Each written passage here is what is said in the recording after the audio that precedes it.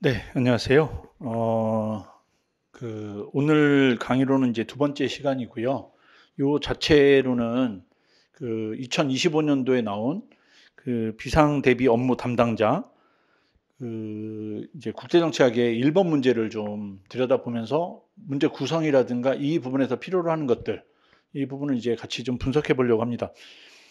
그러면 이제 어떻게 했으면 좋겠다 이거보다 일단 문제를 만든 분들의 성향이나 문제를 만든 분들이 관심 있는 거 뭐 이런 부분들을 좀 들여다봐야 되니까 문제를 먼저 보고 거기에 대한 내용을 좀 하나씩 설명을 해 드리고, 그래서 그게 여러분들이 이제 어느 쪽으로 준비를 하면 좋은지, 어떤 준비가 돼야 되는지 그거에 대한 이 짧은 가이드라인을 하나 이제 만들어 드리려고 해요. 일단 1번 문제를 먼저 보시면, 전통적으로 안보에 대한 인식은 가번이 보니까 국가를 중심으로 이루어졌다고 했어요. 여기에 키워드는 국가를 중심으로, 이걸 이제 국가안보라고 하고, 또한 안보 증진을 위한 수단으로 군사적 위협에 대비한 군사적 역량을 강화한다고 돼 있어요. 그러니까 이거의 이제 키워드가 뭐냐면 국가안보하고 군사안보라는 거거든요. 요런 이제 국가를 중심으로 하고 군사력을 기반으로 국가의 안보, 여기서 안보라는 게 이제 자신이 원하는 가치를 쓰레스로부터 이제 안전하게 만드는 거, 그러니까 위협으로부터 이제 안전하게 만드는 거. 그래서 심리적으로 불안하지 않는 거를 안보라고 이제 학문적으로 정의하거든요. 그래서 그렇게 보면 이건 이제 군사 안보가 되겠고, 군사 안보는 주로 현실주의자들이 주로 쓰는 이제 안보관이에요. 그다음에 이제 두 번째 키워드는 최근에는 정치, 경제, 사회, 식량, 보건 등, 그러니까 앞에 본 게 군사에 초점을 맞췄다 그러면 여기는 이제 경제, 사회, 식량 이런 다양한 분야로 이제 안보 관념이 넓어졌고 대응의 필요성이 제기됐다는 거잖아요. 그 현실주의 이론의 반대쪽에 있는 주류 이론이, 그러니까 주류 이론 둘이 싸우는데 하나가 현실주의라면 하나가 자유주의거든요. 그래서 이제 한쪽은 국가를 중심으로 세상을 설명하기 때문에 이걸 국제정치학이라고 불러요. 그러니까 국가와 국가 사이의 관계로 세상을 설명하는 거예요.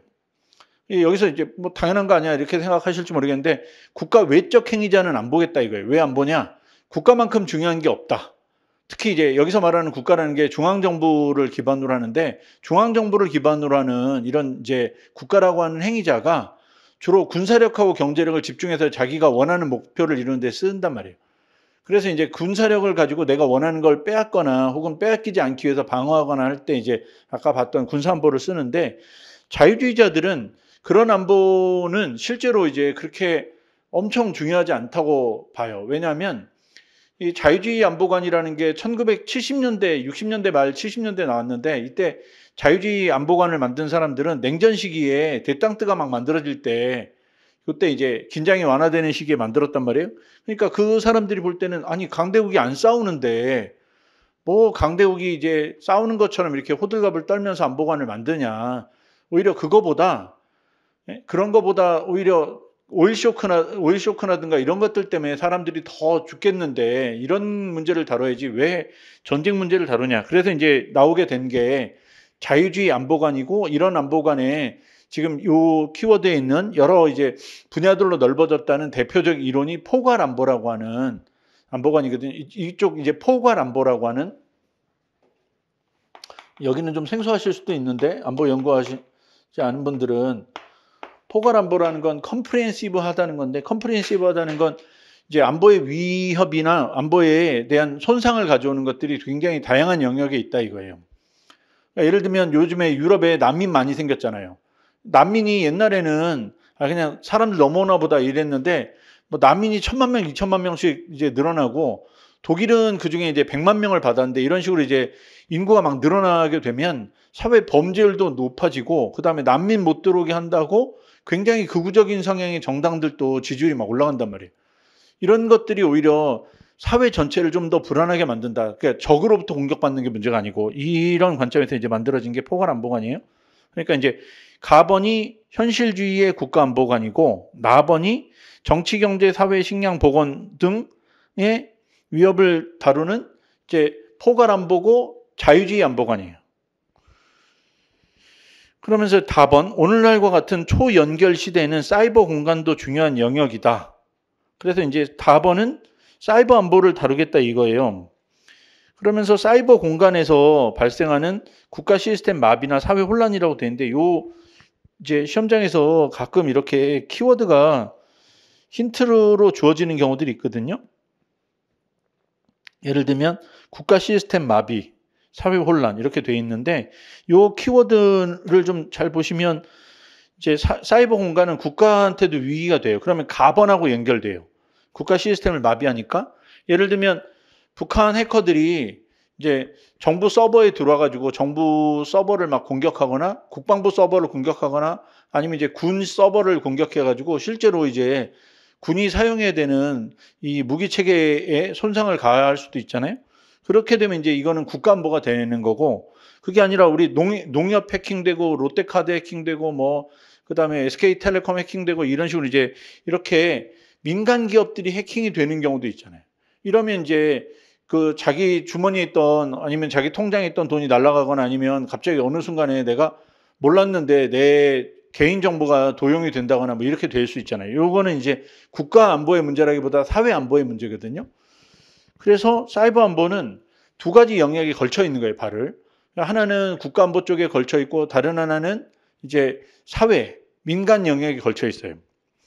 그래서 시험 문제를 만들 때 이 문제를 만든 분들은 가번의 국가안보, 나번의 그 자유주의의 이제 그 포괄안보라는 개념을 만들었어요. 이거를 이제 조금 분류법을 사용하자면, 그러니까 뭐 공부하는 분들이 분류법을 이용해서 이제 그 경계를 좀 명확하게 하기를 좋아하는 성향이 있는데 그런 걸로 분류하자면 가번이 전통적 안보관이고 나번을 비전통 안보라고 부르거든요.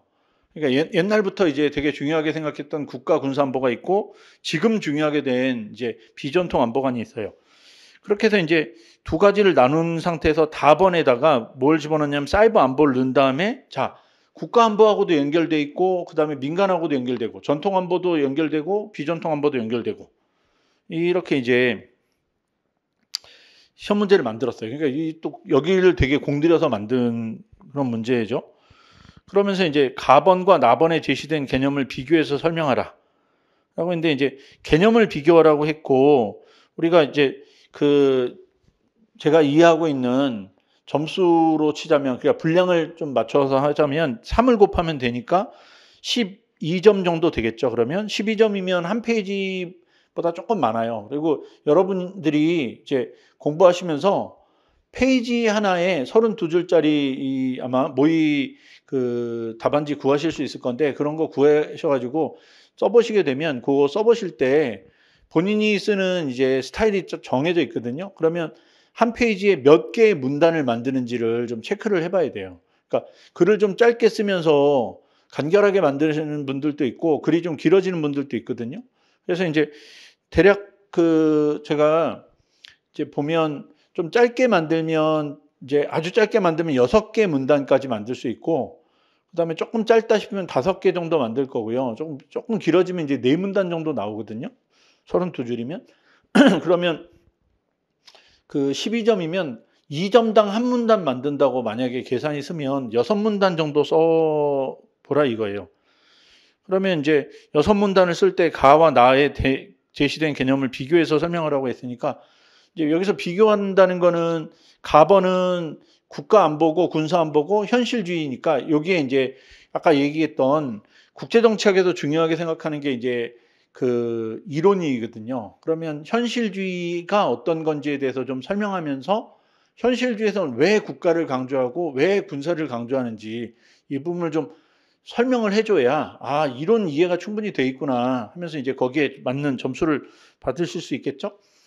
같은 논리로 나번에 그 포괄 안보는 자유주의 안보관인데 그 자유주의에서 가지고 있는 가치관, 자유주의가 뭘 강조하는지 이 부분을 좀 잘 설명하셔야 또 자유주의에서 이제 점수를 받으실 수 있겠죠. 그렇게 해서 이제 그 비교를 하는 거예요. 그리고 아까 얘기했던 전통 안보, 비전통 안보로 나눌 수도 있고 국가 안보, 군사 안보, 포괄 안보 같은 개념을 이제 만들어서 나눌 수 있는데 이렇게 나눌 때 기준을 좀 정해주면 되게 채점자들한테 플러스로 점수를 받을 거예요. 예를 들면 한쪽은 국가 중심이면 한쪽은 비국가 혹은 국가를 초월하는 존재 혹은 국가보다 좀 더 포괄적인 그런 행위자. 예를 들면 국가 안에 내부의 개인들이나 비국가행위자 뭐 이런 이제 다국적 기업 같은 이런 행위자를 이제 포괄한다고 이렇게 이제 구분해 주시면 좋고, 그 다음에 이제 군사 안보를 달성하는 방식에는 말 그대로 이제 군사력을 키우는 것밖에 없거든요. 근데 저 포괄 안보 쪽의 자유주의자들은 군사력이 오히려 전쟁을 가져오는 수단이라고 생각하기 때문에 군사력 외에 다른 방법을 통해서 문제 해결하기를 원해요. 그래서 이제 자유주의 쪽에서 제일 강조하면서 이 안보 문제 해결하는 데 제일 많이 쓰고 있는 게 제도라는 걸 만들어서, 특히 다자안보 대화 체제라고 하는 이런 제도를 만들어서 이런 데 이제 가는 거거든요. 아마 여기 그 강의 들으신 분 중에도 경험이 있으실 건데, 우리가 이제 트랙 1.5라고 해가지고 이제 국방부도 그렇고 외교부도 그렇고 이제 정부 부서에 있는 분들이 조금 예민한 주제에 정부 입장을 대변해서 이제 설명하면 아무래도 할 말이 없으니까 이제 민간인 자격으로 가가지고 안보 회의 같은데 참여하거나 안보 대화 체제나 뭐 이런데 이 캘리포니아 대학이나 이런 데 사는 이런 이제 안보 포럼 같은 데 간단 말이에요. 그래서 이제 그렇게 해서 이제 이야기를 서로 이제 교환하면서 상대방의 이해관계가 어떻게 되는지를 좀 구체적으로 이해하고, 그 다음에 우리 입장이 어떤지를 좀 개진하고, 그 다음에 오해가 있다면 그 오해를 풀려고 하는 것들이 제도를 통해서 이제 문제를 해결하는 방법인데, 이거는 자유주의 쪽의 신자유주의라고 하는 혹은 신자유주의 제도주의라고 하는 이쪽 이론가들이 되게 정교하게 잘 다듬어 놨어요. 그래서 이런 것들을 이제 좀 비교해 주면 12점이고 6개 문단 정도 만든다고 치면 이제 이론의 베이스 하나, 현실주의, 자유주의, 그다음에 이제 추구하는 가치나 목적 혹은 대상에 대해서 하나, 달성하는 방법 하나, 이렇게 이제 세 기준을 만들면 아주 깔끔하게 잘 정리된 그런 이제 답안이 되겠죠. 그다음에 이제 나번과 다번을 사용해서 사이버 안보의 위협과 특징을 기술해 달라고 했는데, 나번하고 다번을 이제 참고하라는 건 여러 위협이 이제 여러 분야에 나타나는 위협이 안보 관점에서 인식됐다는 건 원래는 안보가 아니었는데 안보처럼 되게 됐다 이거예요. 그러니까 이 사이버 안보도 마찬가지로 그렇게 안보가 됐고, 그다음에 이제 두 번째 초연결 시대가 됐고 사이버 공간이라는 게 생겼다 이거예요. 사이버 공간은 되게 객관적이거든요. 우리가 사이버 공간에 들어가서 이걸 이제 엔터테인을 하면서 이 공간을 즐길 수도 있고, 거기서 이제 필요한 정보를 얻어서 공부하면서 즐길 수도 있고, 안보 차원에 들어가서 거기에 이제 안보적으로 중요한 이제 내용들을 학습할 수도 있고, 뭐 여러 가지 할 수 있잖아요. 그래서 이제 그런 차원에서 보면 사이버 위협의 제 성격하고 특징은 이제 연결성이라는 데도 있고, 그 다음에 민간하고 국가 이런 데가 연결돼 있어서 이쪽 하나를 공격한다고 해서 이제 무조건 국가만 공격받고 민간만 공격받고 하는 게 아니라는 거. 그 다음에 이제 좀 새로운 분야로 이제 이머징하고 있다는 거. 뭐 이런 부분들을 이제 좀 설명해 달라는 거고, 한 15점 정도 되니까 아까 거보다는 이제 공간을 조금 더 늘려가지고 이제 설명을 하셔야겠죠.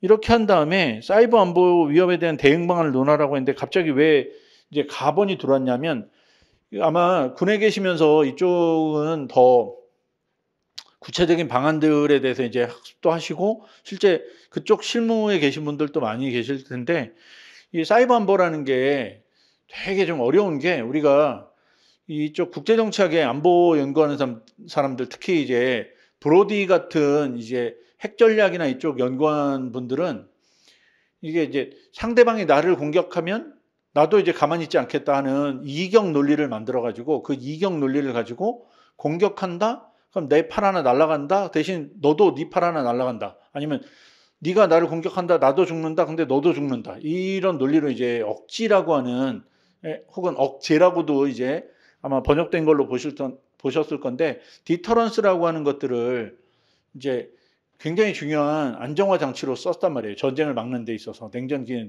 내내.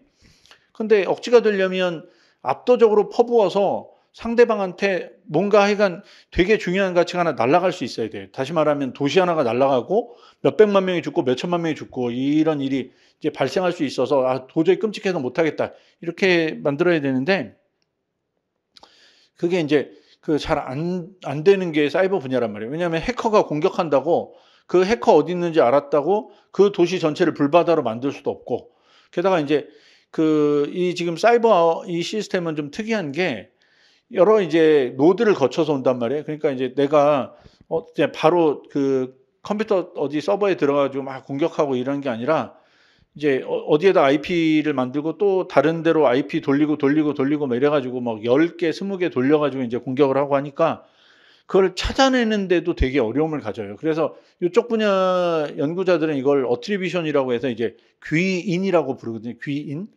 귀인을 찾아야 돼요. 그러니까 맨 첫 번째로 이 공격한 애가 도대체 어디냐, 누구냐 이걸 찾아야 되는데 이게 좀 어렵다 이거예요. 그래서 사이버 안보 쪽은 대응할 때 군사 차원에서 국가 안보 차원에서 이렇게 대응하는 이런 입장도 있지만 이제 자유주의 관점에서 비국가 행위자들하고 연대해서 이제 대응하는 방법. 예를 들면 기업들이 이 서버를 잘 유지하기 위해서 이제 해킹 프로그램 같은 것들을 만들거나 하면서 이제 같이 이제 이런 정보 공유하거나 안보를 공유하는 이런 방법도 있거든요.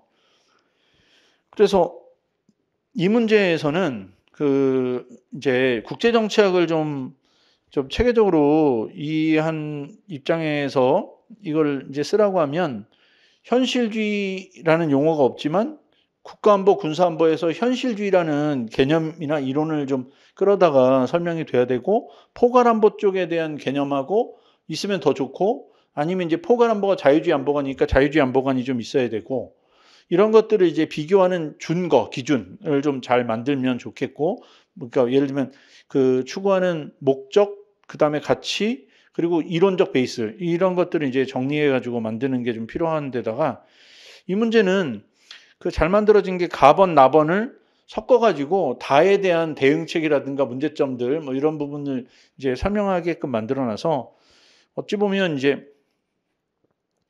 그 현실주의 안보관, 자유주의 안보관, 그다음에 사이버 안보의 특성을 대입하고 현실주의, 자유주의적 그 안보관에 기반했을 때 어떻게 대응할 거냐를 좀 종합적으로 설명하라고 했는데 맨 마지막이 노나시오라고 돼 있어요. 그러니까 요 얘기만 이제 잠깐 해드리면 이게 이제 논할 때 이게 지금 3번이니까 이제 로마자를 4번을 쓰고 이 안에 여기가 3번에 해당하는데 여기 1번, 2번, 3번 이렇게 이제 만들어서 답안을 쓰거든요. 제가 앞에 좀 얘기할 게 많았는데 좀 빨리빨리 하느라고 좀 세부적인 것들은 다 짚지 못했지만 제가 이제 고시 보는 학생들한테 가르칠 때도 똑같은데 답안을 쓰는 형식은 없고 논문을 쓰는 형식만 있거든요. 왜냐하면 여러분 문제 출제하고 채점하는 분들도 항상 논문을 써서 그 학회에 있는 사람들 아니면 같이 공부하는 사람들하고 이제 의견들을 나누면서 이제 학문을 발전시켜 가기 때문에 논문 쓰는 형식이 보통 글을 쓰는 형식이에요. 그러면 논문 쓰는 형식에서 여러분이 이제 그 출제 의뢰 받아서 여러분한테 이제 문제 출제하는 그 분들이 국제정치학회나 한국정치학회 회원들인데 이 양반들은 이제 논문 쓸 때 로마자 2번이 장의 개념이고 1번, 2번 이렇게 이 안에 예를 들어서 아라비아 숫자 1번, 2번, 3번을 나눠 가지고 논리를 만들면 그걸 절의 개념이라고 생각하거든요. 그래서 보통 이 형태를 갖춰요. 이렇게 해서 이제 형태를 갖추니까 서론을 쓴다고 전제하면 로마자 1번이 서론이고 로마자 2번이 설문 1번, 로마자 3번이 설문 2번, 로마자 4번이 이제 설문 3번에 해당하겠죠, 여기. 그래서 가나다를 참고해서 사이버 안보 위협에 대한 대응 방안을 논하라. 그런데 이때 이제 노나시오가 예를 들면 현실주의적 방안이 타당하지 않다. 자유주의적 방안은 좀 더 타당하다. 그래서 전체적으로 이제 평가를 만들자면 그러면 현실주의 방안을 일부 수용하고 플러스 자유주의 방안을 활용해서 이런 정책을 만들 수 있다. 이런 식으로 이제 종합해주는 형태의 논리를 만들 수도 있고요. 아니면 하나는 맞고 하나는 틀리니까 그 중에 뭐가 더 타당한지를 이제 내가 손들어주면서 이제 그걸로 이야기를 끝내는 경우도 있어요. 그래서 여기는 논리를 만드는 방법이 좀 여러 가지가 있어서 요거는 문제에 따라서 조금씩 다르긴 한데 어쨌든 제가 볼 때 이 문제에서는 하나 맞고 하나 틀리고는 아니고 현실주의적 방안에서 동맹국가의 도움을 좀 받아서 사이버 안보에 대응하는 방법도 있거든요. 그러니까 우리가 미국을 도와줄 수도 있고 미국이 우리를 도와줄 수도 있고 그다음에 이제 그 민간 부분에서 도움을 받아서 이제 정부하고 이제 정보를 공유하는 방법도 있단 말이에요. 그래서 이제 그런 방법들을 종합적으로 쓸 수 있으니까 뭐는 맞고 뭐는 틀렸다 이렇게 하는 것보다는 이런 방안들을 서로 이제 보완적으로 사용한다 이런 논리가 아마 조금 더 낫지 않을까 싶어요. 그래서 그 이제 2025년도에 봤던 이 1번 문제에서 우리가 좀 배울 거는 요 문제를 이제 우리가 워딩되어 있는 대로만 들여다보면 어디에도 이론이라는 게 없어요. 현실주의 이론이나 자유주의 이론이 어떻게 논리 구조를 국제정치와 세계정치 논리를 만들었는지 뭐 이런 거에 대한 그 워딩이 없지만 국제정치학을 좀 체계적으로 그래서 이게 국가들이 돌아가는 원리를 좀 난 잘 이해하고 있다. 그걸 현실주의 원리로 이해하고 있다. 자유주의 원리로 이해하고 있다. 이런 걸 좀 보여주면 틀림없이 그런 이론적 근거 없이 쓴 답안보다는 조금 더 점수를 잘 후하게 받으실 거고 그리고 이제 그걸 구분하는 거랑 여기서 제일 포인트는 1번, 2번이 3번하고 연결돼 있어서 그 아까 국가 시스템 마비와 사회 혼란이라는 게 한쪽은 국가 안보론, 한쪽은 사회 안보론 이렇게 연결돼 있기 때문에 그걸 연결해서 사이버 안보라는 게 이제 국가 안보적 위협하고 사회 안보적 위협이 동시에 있기 때문에 여기에 대한 대응책도 양자 측면에서 이제 대응책을 만들 수 있다. 이런 것들을 이제 내가 문제를 충분히 잘 이해하고 있다. 이걸 잘 보여주시면 아마 여기서도 이제 점수를 조금 더 가점을 얻으실 수 있을 거예요. 그래서 그 이런 문제를 좀 볼 수 있는데 전체적으로 그 이제 제가 한 20몇 년 그렇게 이 고시 보는 학생들 문제 풀어주고 그 연습시켜서 이제 시험장에 가서 이제 그 시험 보게 해본 사람으로서 보면 이 문제는 3번, 4번의 논리를 잘 만들었고 설문 3번에 대한 대응 방안에 논리 구조를 좀 잘 짰어요. 아마 이 만든 분들 몇 분이 모이셔갖고 좀 바쁘고 시간이 그렇게 많지 않다고 제가 알고 있는데 요 시험 출제할 때 다른 시험보다 좀 이제 시간 여유가 이렇게 많지는 않은 걸로 알고 있는데 그래도 그 짧은 시간 안에 굉장히 공들여서 만드셨고 그다음에 이제 힌트가 될 만한 것들 이걸 읽고 키워드를 떠올릴 수 있느냐 국가, 군사, 경제, 사회 이렇게 돼 있는 걸로 키워드를 떠올릴 수 있는가와 그 키워드들이 있는 이론 베이스를 좀 설명할 수 있는지 이런 것들로 아마 점수 차이를 좀 구분하자면 이론도 있고 키워드도 있고 구분도 잘 되고 맨 마지막에 대응만도 잘 이렇게 두 가지를 유기적으로 쓰면 최고 이제 높은 점수를 받을 것이고 거기서 하나씩 빠지면서 그거보다 이제 점수가 좀 이제 깎인다고 생각하시면 그러면 이제 내가 이 문제를 봤는데 나는 요런 건 보이는데 좀 요쪽은 잘 안 보였다 싶으면 그만큼 이제 제일 만약에 이 원하는 걸 다 설명하는 그 답안이 누군가 한 사람이 썼다면 그 답안보다는 내가 요만큼은 좀 불리하다. 이렇게 이해하시면 되겠죠. 이게 시험이라는 게 나 혼자 잘한다고 되는 게 아니고 주변 사람들 사이에서 이제 내 답안이 어떤 부분이 좀 탁월한가, 어떤 부분이 우월한가를 이제 그 구분해내는 건데 여기서는 이제 그 기준들이 딱딱딱 정해져 있으니까 그런 걸 좀 잘 찾으시고 거기에 찾아지면 거기에 이제 넣을 만한 벽돌들을 좀 만든다 이렇게 생각하고 요 1번 문제를 좀 이해하시면 좋을 것 같네요.